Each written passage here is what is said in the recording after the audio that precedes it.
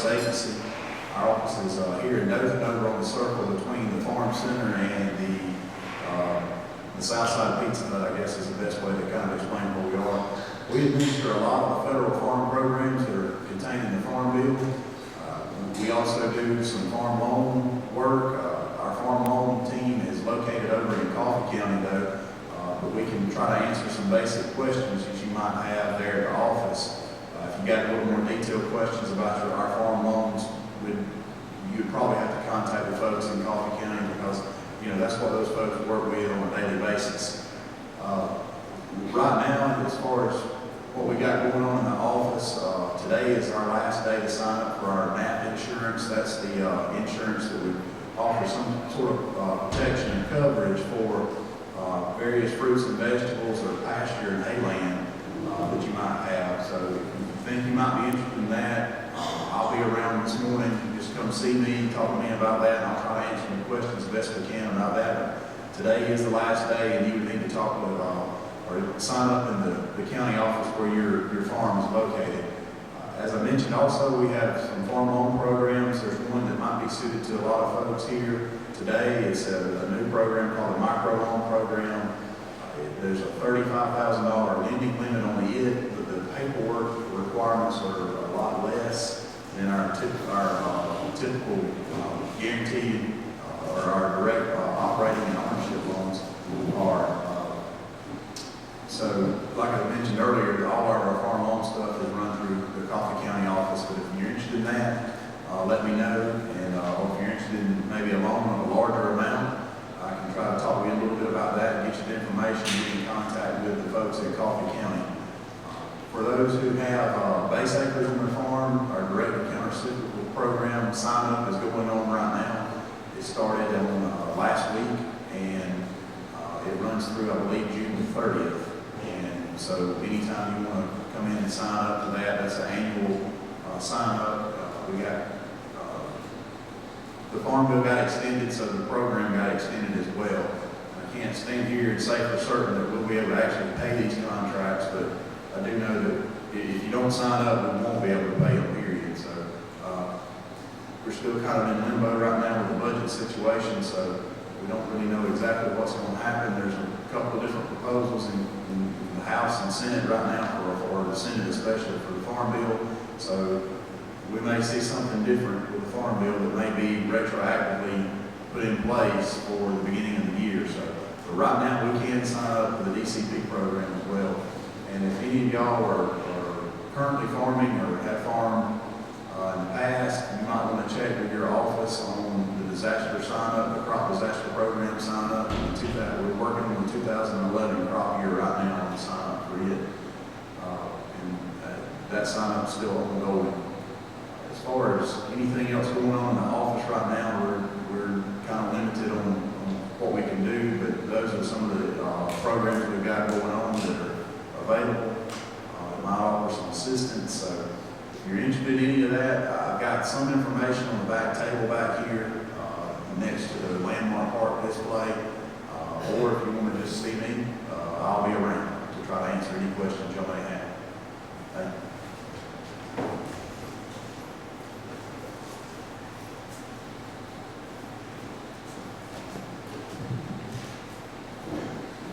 Good morning. Good to see everybody. My name is Joe Wilkes, and I am the District Conservationist with NRCS here in Houston County. I'm glad everybody out today. And just to start a little bit about NRCS, we have a presence in every county in this area, really nationwide. We might not have an office in that county. Here we have an office in every county. In some areas of the country we have a presence, not an office. So I do want to stress that we're a technical agency. We're here to talk about programs, but there's a lot more to NRCS than programs. In years past, we do a lot of work for farmers regardless of programs. So the reason I'm saying that, if you have a resource concern on your farm, erosion or water problem, something like that, give your office a chance to help you regardless of the programs. But programs are a good thing. There may be the gravy to what we provide, but we are a sound technical agency. At the field office level, my level, we might not have an engineer or a agronomist or a wildlife biologist or forester, but we have that capability of getting that person at the area level or the state level. And that's something that sometimes we forget in our meetings. We get talking about programs and everything's tied to programs, but we provide a lot more services than just administering these programs. But now the programs have the financial assistance, and that, a lot of people are interested in that today. And the way that works, the states are allocated money, and some of it's tied to state pots where you compete at a state level, and there's a little bit of money given to the county from the local work group with the conservation district, where that local work group decides what the priority is in that county. And the example I will use will be Houston. In Houston County, our local work group, our priority is erosion on cropland. So the bulk of the money we will, really all the money we get this year, we'll spend that on field work. Terracing style outlet, sediment basin, water control structures, things like that. But the pot of money that we're talking here mainly today about subsurface and micro-irrigation, plastic, and tunnel houses, your chance in this county to participate in that is in the state funds. And that would be, there's a limited resource farmer, and that means your median income has to be half the amount for your county. In Houston County, that's about $20,000. And you have to show proof that you meet that income level. And then the other group is socially disadvantaged farmer, and there's not a money or level associated with that. That's tied to ethnic groups. And then others new beginning farmer. You have to have been farming less than 10 years to be eligible in that pot. So in those three pots, you could sign up for the things we're talking about today, and that gets down to the thing that's least understood is getting eligible and getting signed up. We have an annual sign up. You can sign up year round, but you know, real estate, they say location, location, location. In my office, I say it's timing, timing, timing. Because if you come in our office late in the year, I'm going to take the application. I'm not going to tell anybody we're not going to take an application. But if you sign up late, like you come in the office now, your odds of getting money are slim. I'm not going to say you won't get any money, but we've been taking out, the government fiscal year starts the 1st of October. So if I can give you any advice, it's to make sure you get around to your NRCS office September, October, before our first batching period. Our batching period this year was October 19th in the state of Alabama. So all those people that signed up prior to October 19th, we've been working with those people with eligibility all through the fall and early winter, and we're funding those applications this time of year right now. But I wouldn't discourage you from going in your office and signing up now anyway, because some counties roll those applications over to the next fiscal year, and some don't. In Houston County, I don't roll them over. But what we do, if you signed up this year and did not get funding, we mail you a letter. So that's something to prompt you to come into the office at the start of the next fiscal year, which will be this October for fiscal year 2014. So that's something to keep in mind, is going by your office and getting to know the people in the office. And where you're comfortable going and talking to them, because I don't know of any office that we have that's not consumer and producer friendly. I mean, we want to help them. There's not anybody I don't want to fund. And we will, and I know there's some other NRCS field office people here, we all want to help and get funding, but there's X number of dollars and X number of people, and sometimes X number of people outnumbers the X number of dollars. So just keep that in mind. Do not get discouraged. If you sign up one year and don't get funded, I'll get it next year. And sign up next year. We will get you eventually. I've seen that over the years. I had an example, had a lady that signed up for 3 years at the grass in Houston County. A couple of times she came in late. One time she just didn't score out, but she got funded this year. So that's how that works. But I brought this here today. It's to help you on your getting the eligibility requirements straightened out. And they're over there on that table by the door. And I don't know if I brought them up, but if I did, if you'll see me today, if you don't get one, before you leave, I'll make sure you get one. Now, with the eligibility, at the field level, a lot of and at state level, we don't have a lot of control on what's required on eligibility. And it can be very aggravating for the landowner coming in the office signing up. It can be aggravating on the field office staff also. You have to, all this eligibility material has to be straightened up before the applications are right.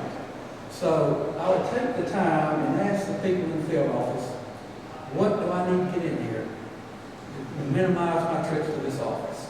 And you have to have, if you don't have if you're not a USDA participant, you can't participate.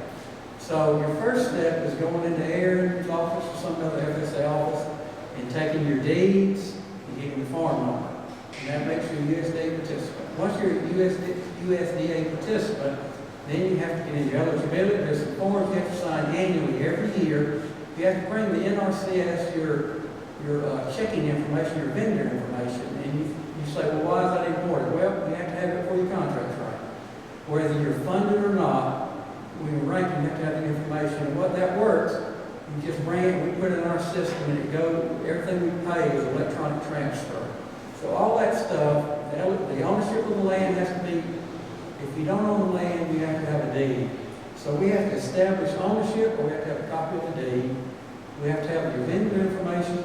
You have to have 931 or 933 form signed, your adjusted gross income for the year. All that information has to be in our system before I can rank you, before you can even compete for the money, which is limited. And that happens every year. People will come in the office and they will come up there one time and we'll say, well, we need this or we need that. And that's why I get it to you. Well, if we get a chance, I call people all the time and remind us, look, we need this, we need that, but sometimes we don't get everybody. And lo and behold, we fund money. You're not funded because you're not eligible. You didn't have any information in. So it's real important to make sure you check the office. You can call back up there all we want and say, look, if you got everything, what do you need? And the office will be glad to tell you, yeah, you're eligible, you're in the ranking for the money. And that's the main part. On the producing part is making sure you have all the eligibility cleared up. And then just being patient and hoping you get funded based on your how much money is each one of the state pot or the county pot. And I don't know, who else from NRCS field office here today? I see Adam Skiners and Alex Vaughn are here from Dale and Geneva County, and we're going to all three be here all day today through lunch. So if you have any questions, something you think of we don't answer right now, make sure you talk to me or one of those two guys before you leave here today. Because that's what this is about, is outreach, to make sure everybody understands how the process works. Because we are here to help. And I'll take it. You got any questions later? Anybody have any question in particular? Well, I'll be around and we'll see y'all and hope everybody enjoys the day. Thank you.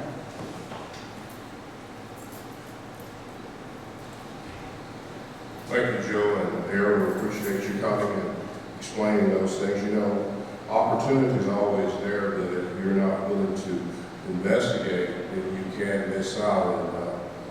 And I know that, you know, that it's important that you stay alert to these things. And I did mention Chris Balkin. Chris is with the Wiregrass Extension Center. He is our peanut agronomist, I guess, lack of a better term. He's the Dallas Arkansas Part 2 is what I call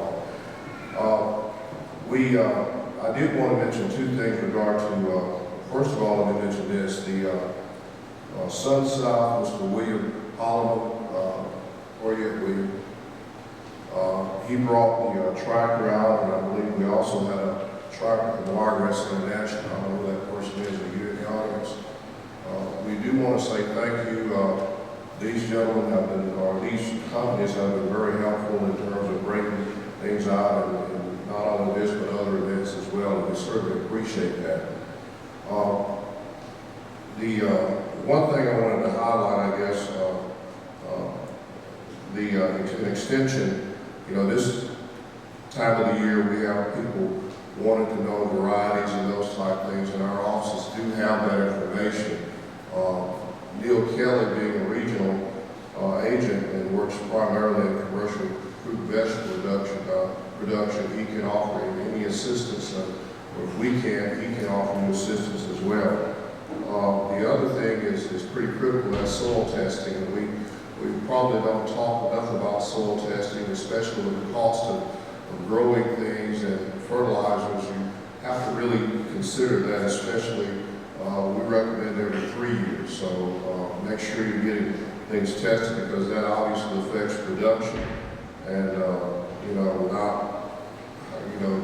what's the point if you're not really giving your plants what they need? And obviously, that's important and crucial in terms of getting good yields.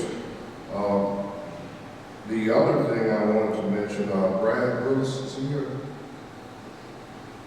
Brad is the ag teacher at Rehoboth High School, and you know, he's got a diamond down there. If any of you want to go out and see some of the things that he's doing, I understand he's got it in vegetable production as well. So we appreciate him coming, and I think that, you know, he's one of those people that he knows where the opportunities are, and he certainly looks for them. The next thing we're going to do, I guess we're rolling a little bit ahead of schedule, but that's fine. We'll ask Neil Kelly to come up and get set up, and when he's ready, we'll start.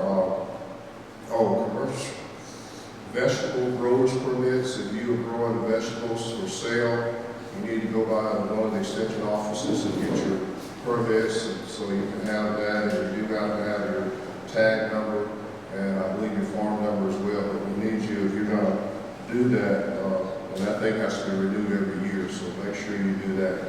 And I'll be around, Jimmy will be around, and Thomas, and if you have any questions, and Neil as well, please take the time to ask those questions. Thank you.